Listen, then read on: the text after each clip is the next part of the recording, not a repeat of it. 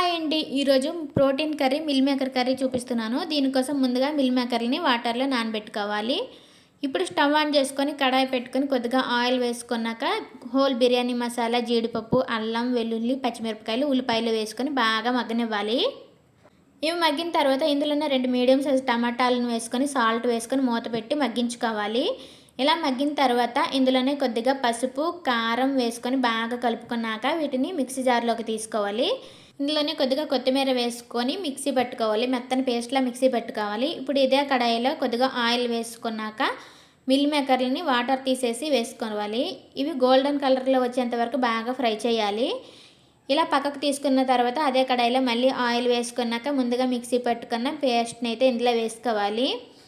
ఇందులోనే కొద్దిగా ధనియాల పొడి, జీలకర్ర పొడి వేసుకొని బాగా కలుపుకున్నాక ముందుగా పక్కకు తీసుకున్న మిల్ మేకర్‌లని ఇందులోకి వేసుకొని బాగా మగ్గించుకోవాలి.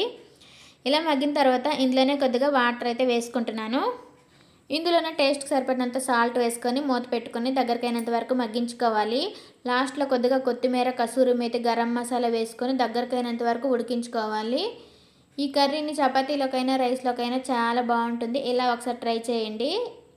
ఈ వీడియో నచ్చితే లైక్ చేయండి. అలాగే సబ్స్క్రైబ్ చేసుకోండి. సపోర్ట్ చేయండి. Thanks for watching.